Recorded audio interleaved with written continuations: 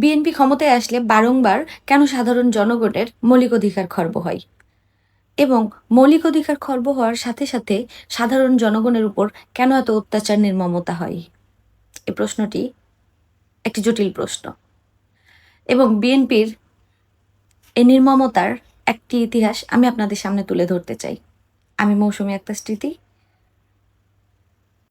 শ্রদ্ধায় স্মরণ করছি ২০০৬ সালের ৭ এপ্রিল, অর্থাৎ ২০ বছর আগের ঠিক আজকের এই দিনে আমার প্রিয় জন্মভূমি চাঁপাইনবাবগঞ্জের কানসাটে বিদ্যুতের দাবিতে আন্দোলনরত নিরস্ত্র জনতার উপর পুলিশ এবং বিএনপির নেতাকর্মীর গুলিতে নিহত ৩১ জন এবং শতাধিক আহতদের প্রতি। ঘটনা শুরু মূলত ২০০৫ সালের ডিসেম্বর থেকে। বিদ্যুতের প্রকট সমস্যা, অতিরিক্ত মিটার ভাড়া, কৃষকদের জরিমানা আদায়, বিদ্যুতের লাইনে তার পাইপ ব্যবহার করা, পল্লী বিদ্যুৎ সমিতির নানা অন্যায় ও দুর্নীতি থেকে। পল্লী বিদ্যুৎ সমিতির নবনির্বাচিত চেয়ারম্যান গোলাম রাব্বানী সাধারণ জনগণ এবং কৃষকের উপর এমন অন্যায় অবিচারে দেখে তিনি মুক্তির উপায় খুঁজলেন। পল্লী বিদ্যুৎ সংগ্রাম পরিষদ নামে একটি পরিষদ গঠন করে বিদ্যুৎ সংকট ভুক্তভোগী কৃষক ও সাধারণ মানুষকে নিয়ে একটি আন্দোলনের ডাক দিলেন। ২০০৫ সালের ডিসেম্বর মাসে কানসাট সোলাইমান ডিগ্রি কলেজে গোলাম রাব্বানীর ডাকে হাজার হাজার জনগণ জড়ো হতে থাকে এবং জনসমুদ্রে পরিণত হয় সোলাইমান ডিগ্রি কলেজ। সমাবেশ থেকে ঘোষণা করা হয় আন্দোলনের কর্মসূচি। নিরবচ্ছিন্ন বিদ্যুৎ সরবরাহ, মিটার ভাড়া সহ চার্জ ন্যূনতম, চুরি যাওয়া বা ক্ষয়গ্রস্ত ট্রান্সফরমারের জরিমানা আদায় সহ ৫ দফা দাবির ঘোষণা দেওয়া হয় এই কর্মসূচিতে। ডিসেম্বরের মধ্যে দাবি পূরণ না করা হলে বিদ্যুতের বিল দেওয়া বন্ধ করা সহ ২০০৬ সালের ৪ঠা জানুয়ারিতে বিক্ষোভ কর্মসূচি পালন করা হবে বলে দাবি করেন। এমন আল্টিমেটামের পরেও কিন্তু ডিসেম্বরের মধ্যে কোনো দাবি পূরণের আশা কিংবা প্রতিশ্রুতি আসে না তৎকালীন জোট সরকার কিংবা প্রতিমন্ত্রী মির্জা ফখরুল আলমগীরের পক্ষ থেকে। প্রত্যন্ত অঞ্চল কিংবা সাধারণ জনগণের মাপকাঠিতে মাপা গোলাম রাব্বানীর এমন আল্টিমেটামকে পাত্তা না দেওয়া জোট সরকারের টনক নড়ে তখন গর্জে ওঠা মানুষের রুদ্র মূর্তি দেখে ৪ঠা জানুয়ারিতে। ৪ঠা জানুয়ারির বিক্ষোভ মিছিলকে সফল করতে দলে দলে যোগদান করতে থাকে কৃষক জনতা কানসাটে। এ কর্মসূচিকে ঘিরে পল্লী বিদ্যুৎ সমিতির অফিস চত্বরে মোতায়েন করা হয় শত শত পুলিশ ও বিডিআর অর্থাৎ বিজিপি। বিক্ষুব্ধ কৃষক জনতা পল্লী বিদ্যুৎ অফিস চত্বরে আসলে বৃষ্টির মতো গুলিবর্ষণ শুরু করে পুলিশ এবং বিডিআর সদস্যরা।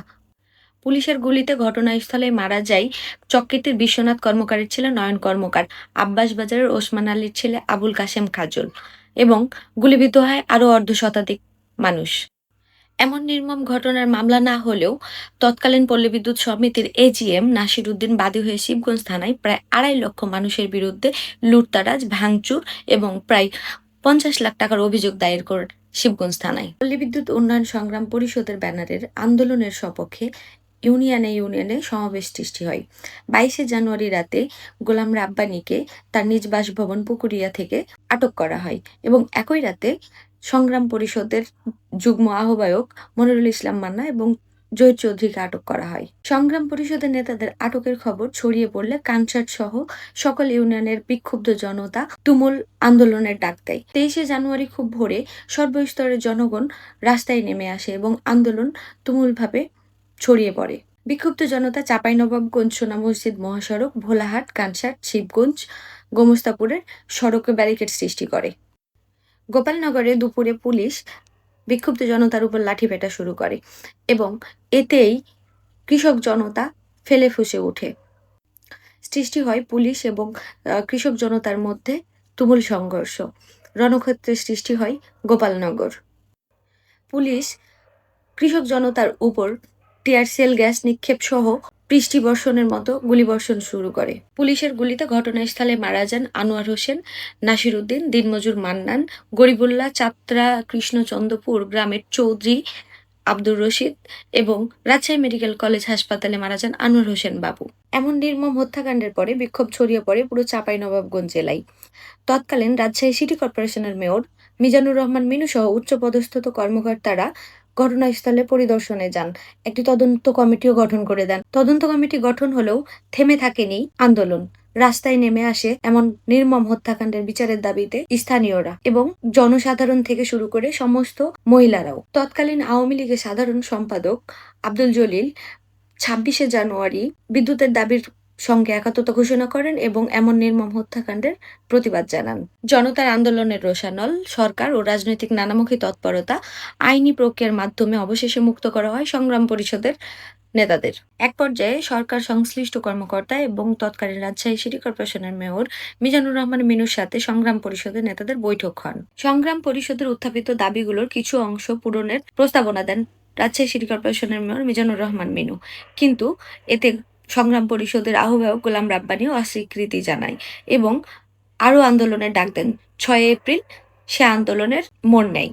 পল্লী বিদ্যুৎ উন্নয়ন সংগ্রাম পরিষদের বিক্ষোভ মিছিল এবং সমাবেশ কর্মসূচির পাশাপাশি চাঁপাইনবাবগঞ্জ শিবগঞ্জ সদরের বিএনপি কর্মসূচি ঘিরে একটা জটিলতা সৃষ্টি হয়। সংগ্রাম পরিষদের মিছিল কানসার্ট বেগির মোড় পার হলে বিএনপি সমর্থকদের সাথে একটি তুমুল সংঘর্ষের সৃষ্টি হয়। মুখোমুখি সংঘর্ষে আবারও মারা যায় ৪ জন। কানসার্টের আব্দুল জিলানী, নয়ালভাঙ্গার মাহবুব আলম, আকরাম খান, দেওয়ান জায়গিরের মশিদুল হক। আবারও এমন হত্যাকাণ্ডের পর ফিরে যায় কানসার্ট তার পুরনো রূপে।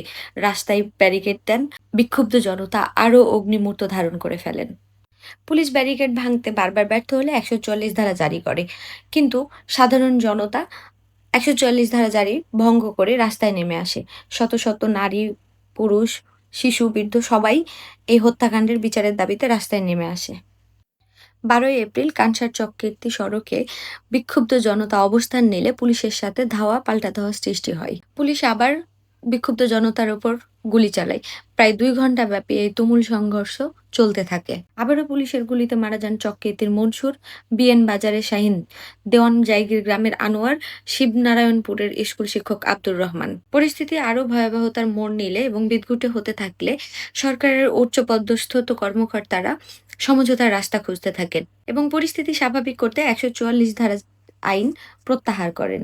আন্দোলনে গ্রেপ্তার হওয়া সকল সংগ্রাম পরিষদের সদস্যদের মুক্তি দেওয়া হয়। সরকার তৎকালীন প্রতিমন্ত্রী মির্জা ফখরুলকে প্রধান করে সমঝোতা কমিটির নানামুখী তৎপরতার মাধ্যমে সংগ্রাম পরিষদের নেতাদের সঙ্গে রাজশাহী সার্কিট হাউসে সমঝোতা চুক্তি স্বাক্ষরের মাধ্যমে এ আন্দোলনের সমাপ্তি ঘটে।